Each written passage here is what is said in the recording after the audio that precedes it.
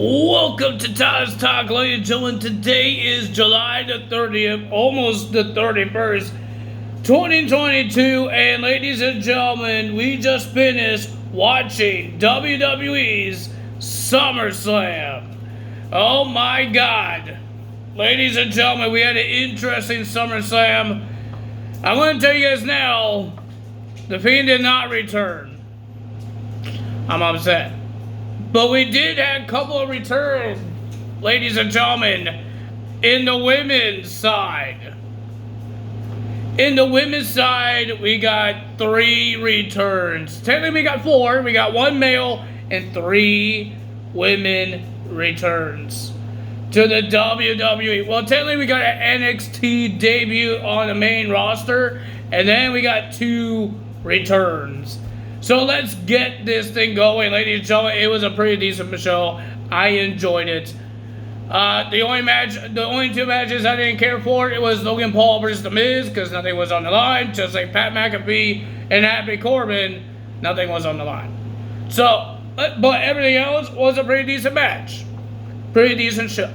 But ladies and gentlemen, first we had to start off the show was Bianca Belair versus Becky Lynch for the Raw Women's Championship. And no, this wasn't a short match. This was a 15-minute long match, and it was back and forth, and it was crazy. But ladies and gentlemen, the winner of that match, and still your Raw Women's Champion, Bianca Belair. And then, ladies and gentlemen, we saw some respect from Bianca Belair, shaking hands with Becky Lynch and giving her a hug. But Ms. Bianca Belair's celebration was cut short because, ladies and gentlemen, the return of the woman that was gone for a year because of an injury, Bayley.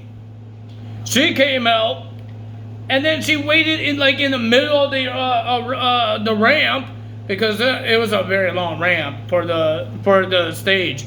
It was a pretty cool arena, pretty cool stage, but Bayley was stopped in the middle of the ramp, and we got another return. But this return wasn't because she was injured. This return was part of Vince McMahon's budget cuts. Ladies and gentlemen, heading to Monday Night Raw, former NXT Women's Tag Team Champions of the World, Dakota Kai. She's back, ladies and gentlemen. I'm happy that she gets a main roster opportunity. Triple H, I believe Triple H loves Dakota Kai. He's the one that made her come to NXT, all that stuff. And then Vince McMahon says, you know what, John Laurinaitis? We had to put her in the budget cuts. I'm hoping there's going to be a lot of budget cut people that's not contracted to Impact Wrestling, New Japan, or AEW. Free agent people come back to the WWE, and I can't wait to see it. Because, ladies and gentlemen, we heard that the tryouts for in Nashville, Tennessee, with the college people didn't work out so well. Ooh. But Triple H says we're going back, bringing indie wrestlers, the people that is trained to be a wrestler, and I can't wait for that. There's a lot of indie wrestlers that they could bring to the WWE. Ladies and gentlemen, the last person that made their debuts is Bayley's new faction. This is a new faction, ladies and gentlemen. And ladies and gentlemen, the person that comes to Monday Night Raw with Bayley and Dakota Kai was Io Shirai. She comes to the main roster. I believe she re-signed a new contract, and now she's coming to the main roster, teaming up with Bayley and Dakota Kai. There was no brawl because when all 3 came in the ring and tried to look like they're going to beat up Bianca Belair, Becky Lynch came out to be teaming up with Bianca Belair. I thought another return would come out and help Bianca Belair and Becky Lynch. Didn't happen. But that was a pretty cool return. No more people are injured. Well, technically Big E is injured, but he is contracted He will be coming coming back soon, I hope. I think there's some people that is injured, but I'm talking about people that was injured and never got drafted, so they were a free agent. Bayley was the last one, and she's back, and now she's on the Raw brand. And ladies and gentlemen, next match we had was Logan Paul versus The Miz with Maurice and Ciampa. Well, ladies and gentlemen, I wish Johnny Gargano came out to help Logan Paul, because you remember the rivalry between Ciampa and Johnny Gargano. Ciampa is a heel, and Johnny could come back as a face, and we could have that rivalry on the main roster. It would be a hell of a matches there for Triple H. Maybe Triple H is trying to talk to Johnny Gargano. Who knows? But ladies and gentlemen, the winner of that match was Logan Paul after Ciampa got himself involved and got himself kicked out, but he didn't want to leave. He grabbed a chair and he sat down until AJ Styles came out and starts beating him up through the audience. And Logan Paul wins with the Skull Crusher finale onto The Miz. And then we got Bobby Lashley versus Theory for the United States Championship. The winner of that match is still your United States Champion, Bobby Lashley. But I think it was a Hurt Lock. I didn't really care for the match, but because they didn't really hype it up. I don't think Triple H wanted that match, and he wanted to hurry up with that match. Then we had the Mysterios, Rey and Dominic Mysterio versus the Judgment Day, Finn Balor and Damian Priest with Rhea Ripley in a no disqualification tag team match. And ladies and gentlemen, it was a pretty decent match, but when Rey was about to get a coup de grace with the steel chair on his chesty, the lights went out, and I guess the new version of the Brood music hit, and a bunch of stairs happened, and a whole bunch of fire happened. Edge made his return and helped the Mysterios beat the Judgment Day. Am I disappointed? Yes. Do I want the Fiend to come back? Yes. Is it too early for the Fiend to come back? Maybe. I don't think Triple H is done with the returns. I think we're going to have more returns. We still have the Royal Rumble. We still have Survivor Series. We still have Raw and SmackDown. And we still have WrestleMania. Then we have Pat McAfee versus Happy Corbin. And Happy Corbin makes things personal. But the winner of that match was Pat McAfee. And the person that was so happy that Pat won was Michael Cole. Hey, I love his commentary.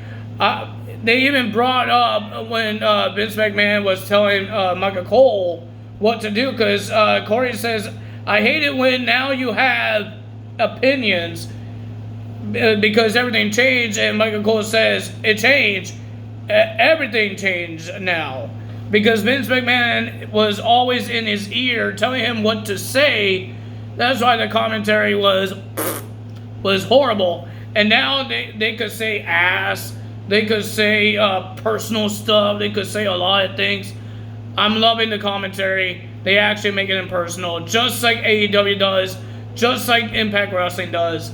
This is what the commentary has to look like. Actually get excited for the matches. It doesn't matter if it's a boring match or what. The commentary is the ones that is supposed to be hyping the match, not just everybody else. The commentary is supposed to be hyping the match, and that's what Michael Cole been doing. Congrats to Michael Cole. One of the longest reignings in the commentary, just like Jim Ross, but I'm happy for him. I'm not a big fan of Michael Cole, but I'm happy for Michael Cole.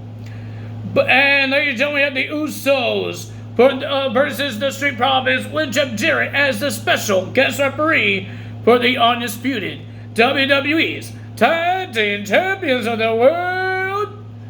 And ladies and gentlemen, the winner of that match was the Usos. There was not a lot of crazy things that happened here.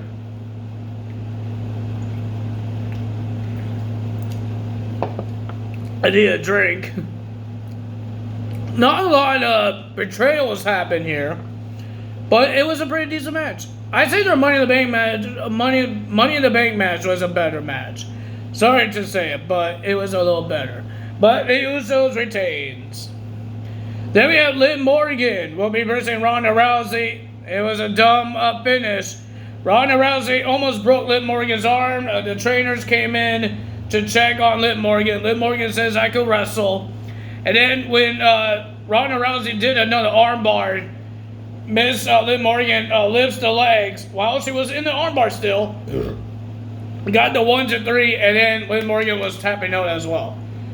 Liv Morgan tapped out before she got the 1, 2, 3. She got the win. And then Ronda Rousey attacked Liv Morgan, and then the referee tried to get Ronda Rousey off Liv Morgan, and then Ronda Rousey attacked the referee. So it looks like she's going to get fined because she's attacking the referee. And then, ladies and gentlemen, we had the last man standing match. Oh my God, a lot of things happened here. Brock Lesnar versus Roman Reigns for the Universal Undisputed WWE Universal Championship. A lot of things happened. Brock Lesnar came out with a tractor. He put Roman Reigns in the tractor and dumped him out of the tractor like 20 feet high, something like that. Oh my goodness. And then at the end, Brock Lesnar uses the tractor to flip over the ring. He flipped over the ring. Well, he didn't fully flip it over, but halfway, the ring looks like it was going to crush Corey Graves and Michael Cole. And Brock Lesnar wouldn't stay down. Even Mr. Theory came out, tried to cash in until he got F5 by Brock Lesnar. Couldn't cash in. But ladies and gentlemen, Roman Reigns did a spear. Hit Roman Reigns with both titles. He wouldn't stay down until they tried to bury Roman Reigns with the announce table pieces, stairs, a whole bunch of stuff where Brock Lesnar cannot breathe. And the winner of that match, and still your WWE's undisputed Universal Champion, Roman Reigns. Now he has to worry about Drew McIntyre at Clash at the Castle. The question is, what's going to happen with Roman Reigns for the whole entire month of August? Because Clash at the Castle is on September. There's no pay-per-view in August. Will there somebody trying to target Roman Reigns before Clash at the Castle? Would it be Theory? Would it be a return star? We don't know. We will find out maybe on Monday Night Raw. See what Bayley has to say. Bring Dakota and Io Shirai. The women's division is getting heated up now. And I'm happy that Dakota Kai is back. I was a fan of her when she was a good guy, even a heel. The fans loved her, man. She's amazing in the ring. I don't know why Vince McMahon fired her. It's budget cuts. It doesn't matter. She got released. It was sad to hear, but she's one of the good wrestlers in NXT that happened in that women's division. I'm happy that Triple H gave her another opportunity. Triple H is listening to the fans, and people weren't happy that Dakota Kai got released. They weren't happy. So Triple H listened. I guess he gave her a call. Says, you want your job back. You got your job. You're going to work with Bayley and Io Shirai as a faction on Monday Night Raw. And I'm happy for it. I'm happy for Dakota Kai. Even for Io Shirai. You have Triple H working on Raw. I don't think you're going to get buried. Like Vince McMahon did with every single NXT call-up, they got buried. I don't think Io Shirai or Dakota Kai is going to get buried. If you guys enjoyed this video, hit the like button, leave a comment below, hit the subscribe button, hit that notification bell, and I will see you guys on Tuesday for Monday Night Raw results. Tyler's out. Bye!